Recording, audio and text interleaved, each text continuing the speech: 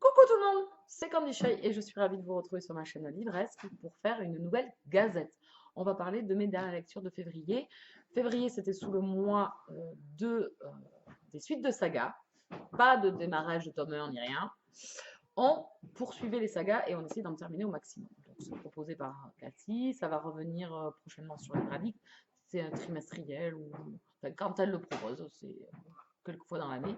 Donc je me suis inscrite. La dernière fois, je vous avais vu Jeu de patience et Les fantômes de Menden Lane,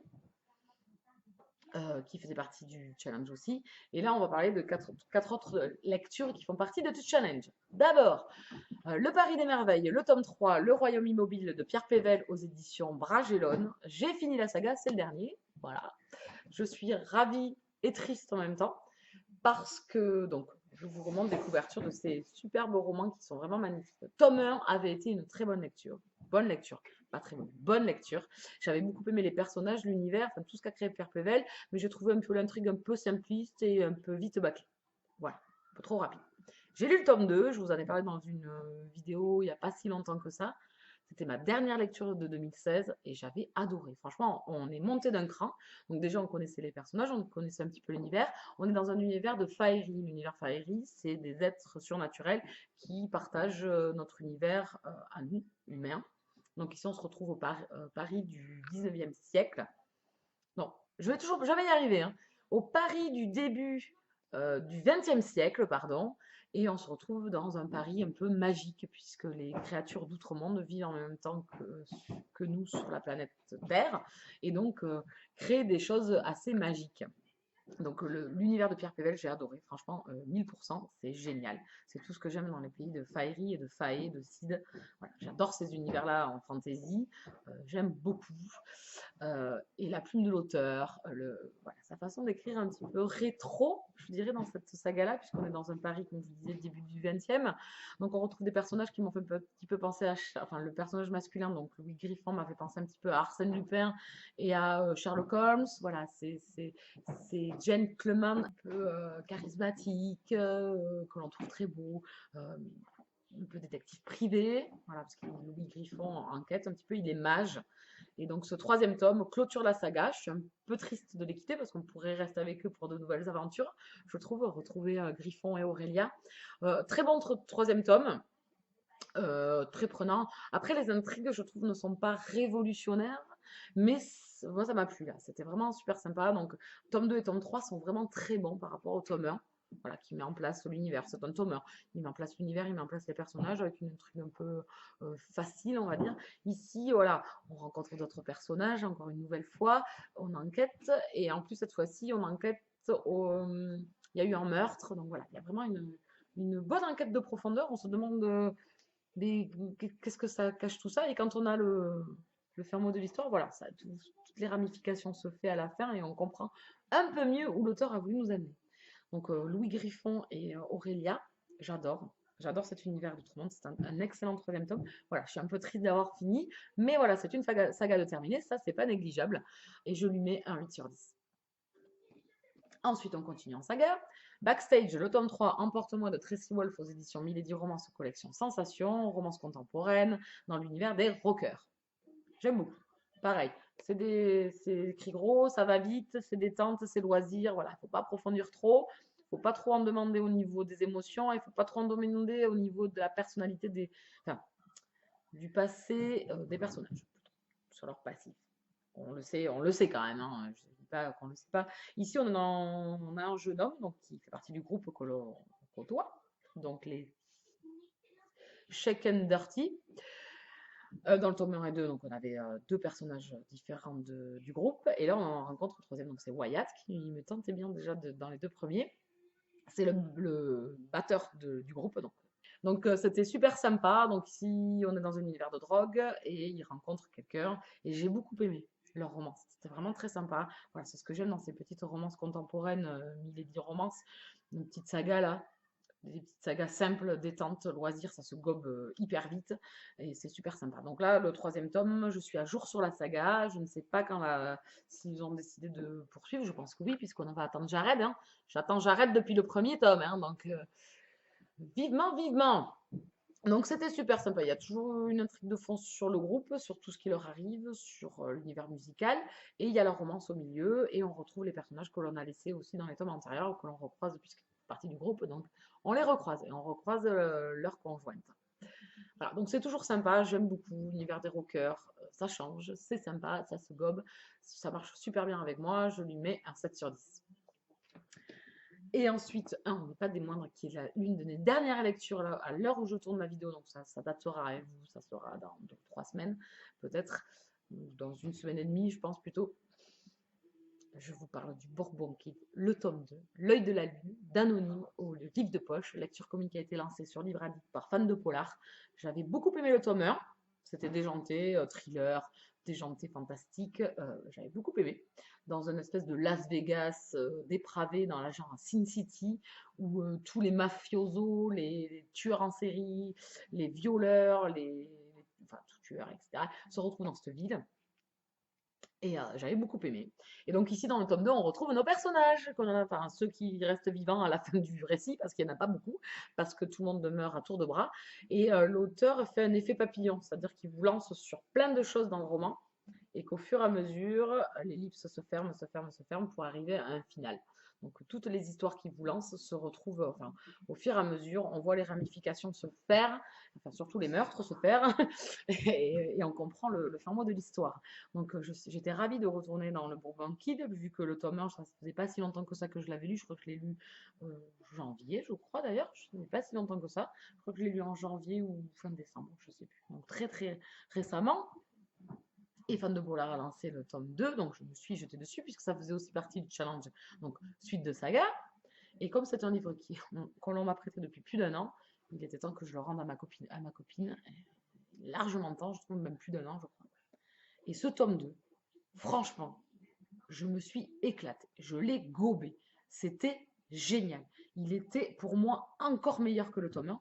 On retrouve les mêmes ingrédients et on retrouve la même quête, entre guillemets, si je peux dire ça comme ça, parce que l'histoire n'est pas du tout la même, mais on retrouve voilà, ce même point. Donc l'œil de la lune, qui est une pierre en fait que tout le monde recherche, voilà, qu'on avait dans le tome 1, et on le retrouve dans le tome 2 avec voilà, d'autres personnages, bien évidemment, une autre mythologie aussi qui rentre se greffer dans l'histoire, donc ça devient encore plus complexe que dans le tome 1. Donc c'est toujours aussi déjanté, il y a toujours autant de meurtres, toujours autant de sang, et toujours autant d'humour, parce qu'il y a énormément d'humour. Moi je me fends la poire, mais je me suis chopé des fous rires dans ce tome 2, mais vraiment des fous rires. J'adore comment l'auteur tourne le truc, ça me fait penser un petit peu à Kill Bill, à Sin City. J'ai adoré ce tome 2. Franchement, je l'ai gobé méga, méga bon, encore meilleur que le tome 2. On m'avait dit que c'était pareil, que c'était équivalent ou moins bien, mais moi, je l'ai trouvé encore meilleur que le tome 1. Voilà, il se hisse encore au-dessus. Ce tome 2 est génial, j'ai retrouvé mes chouchous. Je suis fan du Kid et fan de Dante.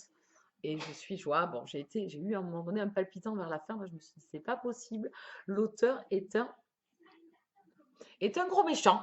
Hein, voilà, gros méchant. Et que j'ai dit, mais non, mes personnages. Et bien oui, oui, oui, parce que alors là, il ne va pas dans la demi-mesure, hein, l'auteur. Hein. Il tue à tour de bras. Donc on se demande quel personnage à la fin va rester. Parce que voilà, et donc à la fin, on en prend plein la tronche. Donc je l'ai eu là, j'étais là, non. Et bien ouais. Et puis pour d'autres, voilà. Donc d'autres réchappent à la maille du filet. Donc du coup, il y a une suite que je ne manquerai pas de lire qui s'appelle Le cimetière du diable. Donc voilà, je suis à fond sur ce saga, franchement, c'est trop bien. Je crois qu'elle devait se finir en 4 tomes et en 5e tome est sorti. Donc Le Pape, l'Iroquois et le Kid qui est sorti, je crois, en 2016. Donc c'est trop top. Du coup, ça continue. Donc, je n'ai pas encore fini avec cette saga, cet univers, surtout parce que je pense que d'ici le tome 5, tout le monde sera mort. Donc je ne connaîtrai plus personne. Voilà, donc c'était une pépite, je lui mets premier coup de cœur de l'année, enfin premier gros coup de cœur de l'année 2017, thriller fantastique, déjanté, totalement loufoque, j'adore, je suis à fond dedans. Franchement, j'ai fermé le bouquin, je suis là, beau, trop bon, c'est trop bon, enfin, franchement c'est génial, ce tome 2 est là. Le tome 1 était top, mais le tome 2 est encore meilleur. On apprend plein de choses sur le Kid, on apprend plein de choses sur les personnages, passé, on revient dans le présent, on comprend mieux des choses qui se sont passées dans le tome 1, du coup. Voilà, tout ça, c'est.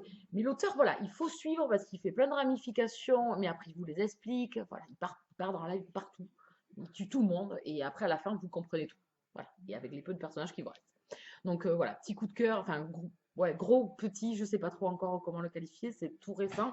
Donc voilà, je pense que je vais le qualifier en coup de cœur parce que qui va hisser un coup de cœur dans ce genre-là. C'est un genre assez spécial, hein, je vous dis thriller fantastique. Je n'ai rien lu de comparable, donc voilà, c'est le petit coup de cœur atypique du moment. Donc je vous le conseille, j'adore. Il me tarde de lire le tome 3 maintenant. Donc voilà, 9 sur 10 ou 10 sur 10, voilà, ce que vous voulez, je suis euphorique. Le dernier dont je vais vous parler, c'est Les McCabe, le tome 2. La séduction du Highlander de Maya Banks aux éditions J'ai lu, collection Aventure et Passion. Tout frais, je viens de le finir. Donc comme je tournais les vidéos ce soir, au fur et à mesure, j'en ai tourné 3. Il vient se hisser dans ma dernière gazette. Les McCabe, j'avais adoré le tome 1, bien évidemment. Tous les ingrédients. Écosse, Highlander, beau, romance, des personnages avec du caractère. Et ici, on retrouve tout ça. J'ai adoré. Alaric et Kayle m'ont beaucoup plu. Ils se hissent pas encore au même rang que le tome 1 parce que le tome 1, j'avais vraiment beaucoup aimé les deux personnages, donc Ewan et Meryn, qui restent leaders pour l'instant, mais je pense qu'ils vont se faire détrôner parce que le tome 3, il me tarde trop. Calen, qui est le troisième frère des McCabe, pour l'instant remporte le pompon de mon intérêt et je l'aime beaucoup et j'ai hâte de lire son tome, le tome 3. Et d'ailleurs, si j'ai le temps avant fin février, je vais essayer de me l'enquiller pour le challenge suite de saga et comme ça j'en aurai fini et en plus je ne tarderai pas pour le lire. Un super tome, tous les ingrédients d'aventure et passion, tous les ingrédients des romances historiques, rien de révolutionnaire là-dessus. On se retrouve donc avec les frères McCabe, donc Ewan était le personnage du tome 1, Alaric est le frère du milieu, et donc on a son aventure, il rencontre Kelly, tragiquement on va dire, et s'ensuit des complications, une romance, voilà. Et donc jusqu'à la fin l'auteur a su, voilà, et on est dans une Écosse de conflit encore une nouvelle fois, les clans sont en guerre, presque en guerre, et donc Ewan doit faire des alliances avec d'autres clans pour essayer de combattre Duncan Cameron qui est son ennemi juré, et presque au seuil de la guerre, et il me tarde ce tome 3 avec Calen, franchement, qui est un des personnages masculins, mais alors je pense qu'il va détrôner Ewan. Donc Alaric et Kelly m'ont beaucoup plu, Kelly m'a beaucoup touchée, elle est par amour capable de faire plein de choses. Pour les McCabe, voilà, elle déplace des montagnes, donc j'ai adoré. Je lui mets un 8 sur 10. Voilà, que de très très bonnes lectures. Franchement, j'ai de janvier-février, je suis méga joie. J'ai des lectures canon. Voilà. Canon, canon, canon. Donc j'espère que ça va durer comme ça. En plus, j'ai un bon rythme de lecture. Là, je suis à ma 7e lecture du mois de février, 9,5 en janvier. Ça m'est pas arrivé depuis. Ça m'a dû m'arriver un mois et après, c'est redevenu la catastrophe. Donc je croise les doigts pour que ça continue. Et surtout, je pense que je me connais maintenant, je sais les lectures que j'aime, etc. Donc j'y vais plus facilement. Donc il me tarde que ça continue, surtout. Croisons les doigts. Je vais boucler ma vidéo parce que j'ai mon neveu à côté qui veut essayer de s'incruster sur la vidéo. Donc je vous remercie. Donc je vous souhaite une bonne soirée. Je vous dis à très très vite. Ciao ciao.